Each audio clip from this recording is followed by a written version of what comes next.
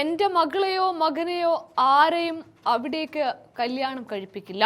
അത്രയ്ക്ക് നാറിയ നാടാണ് അത്. കേരളത്തിനകത്ത് കോഴിക്കോട്ട് ഒരു നാടിനെ കുറിച്ചാണ് ഇങ്ങനെ കേൾക്കുന്നത്.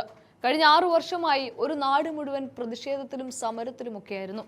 അവിടെയൊക്കെ ഫ്രഷ് കട്ട് എന്ന അറവുശാല ഞങ്ങൾക്ക് ലൈസൻസ് ഉണ്ട് എന്ന് പറഞ്ഞ് വീമ്പ് പറയുകയും ആ വമ്പന്മാർക്ക് കുടപിടിക്കുന്ന പരിപാടിയുമായിരുന്നു മുൻപ് കേരളം ഭരിച്ച CPM ഭരണകൂടവും പിണറായി വിജയനും ചെയ്തത്. ഒരു നാട് മുഴുവൻ ശ്വസിക്കാനും കുടിക്കാനും ഒന്നിനും പറ്റാതെ ദുർഗന്ധം വമിച്ച് ജീവിക്കുക എന്ന് പറഞ്ഞാൽ അതൊരു വല്ലാത്ത ദുരവസ്ഥയാണ്.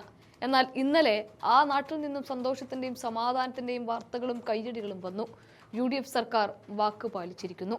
ജനങ്ങളെ ശ്വസിക്കാൻ പോലും പറ്റാത്ത അവസ്ഥയിലേക്ക് എത്തിക്കുന്ന ഫ്രഷ് കട്ട് പ്ലാൻ കോടതിയുടെ അന്തിമ വിധി വരും വരെ തുറക്കില്ല എന്ന ഉറപ്പാണ് ഇന്നലെ നടന്ന ചർച്ചയോടെ തീരുമാനമായി വന്നിരിക്കുന്നത്. അതിന് പിന്നാലെ PK ഫിറോസ് MLA നടത്തിയ ഒരു പ്രസംഗമുണ്ട്. അതൊന്ന് കാണാം. കോടതിയുടെ അന്തിമ വിധി വരുന്നത് വരെ ഫ്രഷ് കട്ട് എന്ന സ്ഥാപനം തുറന്നത്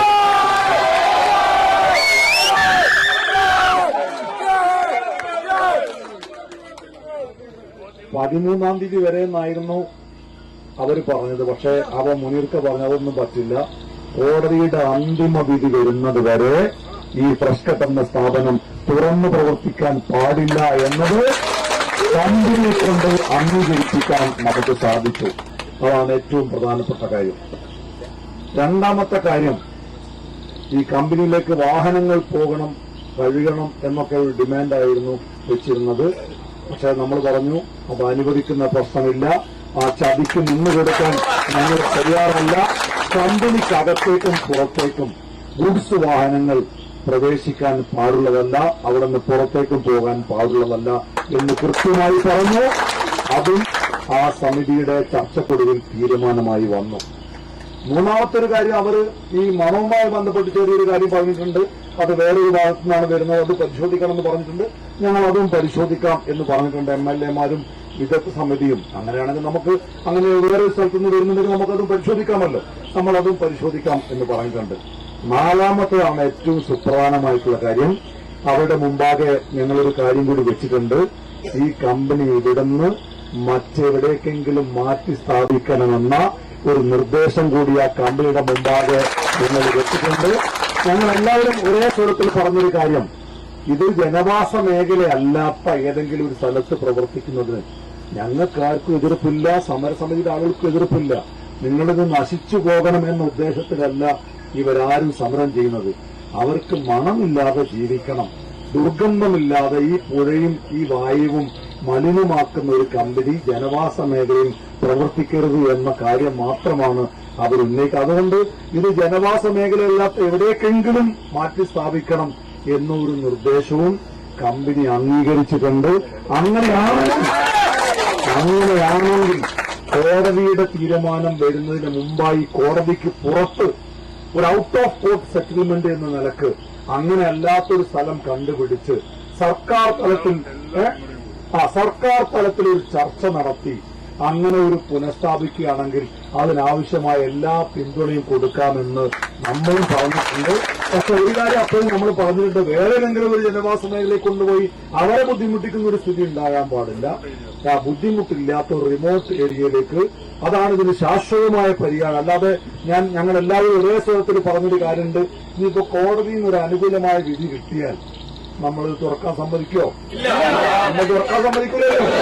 അപ്പൊ പിന്നെ എന്താ പരിഹാരം? ആ പരിഹാരം അവർ പറഞ്ഞു, ഞങ്ങൾ എത്രയും വലിയ കോടികളാണ്, നമുക്ക് ആർക്കും അത് നഷ്ടപ്പെടുത്തണമെന്ന് ആഗ്രഹമില്ല. അപ്പോ ഇത് കോടതി വിധിയിൽ അവർക്ക് അനുകൂലമായ ഒരു വിധി ഉണ്ടാക്കിയാൽ പോലും ജനങ്ങൾ, ഇനിയിപ്പോ ഞങ്ങൾ ആരെങ്കിലും സമ്മതിച്ചാൽ നിങ്ങൾ സമ്മതിക്കില്ല, നിങ്ങൾ സമ്മതിക്കില്ല, പിന്നെ എന്ത് ചെയ്യും?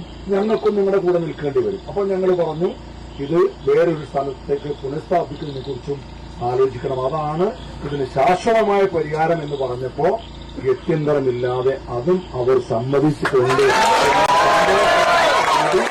നിങ്ങളെ അറിയിച്ചുകൊണ്ട് നിങ്ങൾ എല്ലാവരെയും ഒരിക്കൽ കൂടി അഭിവാദം ചെയ്തുകൊണ്ട് ഇനി ബഹുമാനപ്പെട്ട ഡോക്ടർ MK മുനീർ സാഹിബ് സംസാരിക്കും. പ്രധാനമായും 4 കാര്യങ്ങളാണ് അദ്ദേഹം പറയുന്നത്. ഈ 4 കാര്യങ്ങളും ജനങ്ങൾ പറയിപ്പിച്ചത് കൂടിയാണ്. ഹൈക്കോടതിയുടെ അന്തിമ വിധി വരുന്നതുവരെ പ്ലാന്റ് ഒരു കാരണവശാലും തുറന്ന് പ്രവർത്തിക്കാൻ അനുവദിക്കില്ല എന്നതാണ് ചർച്ചയിൽ അംഗീകരിക്കപ്പെട്ട ഒന്നാമത്തെ കാര്യം. രണ്ടാമതായി പ്ലാന്റിലേക്ക് വാഹനങ്ങൾ പ്രവേശിക്കുന്നതും അകത്തുനിന്ന് പുറത്തേക്ക് പോകുന്നതും പൂർണ്ണമായി തടഞ്ഞു.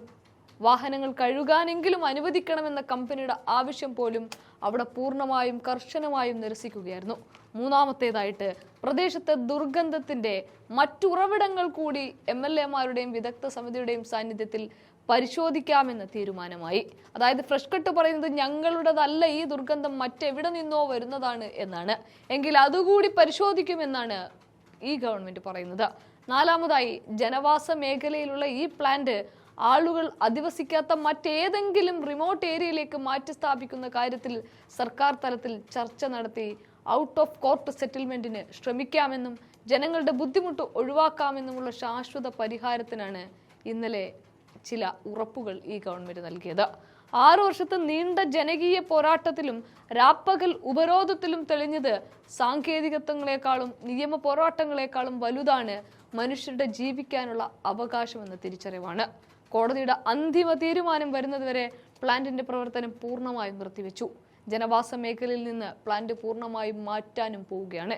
ഇത്തരത്തിൽ നിർണായകമായ തീരുമാനങ്ങൾ ഇന്നലെ എടുക്കുകയും അതിന് ഈ സർക്കാർ കൈയടി വാങ്ങുന്നതുമാണ് കണ്ടത്.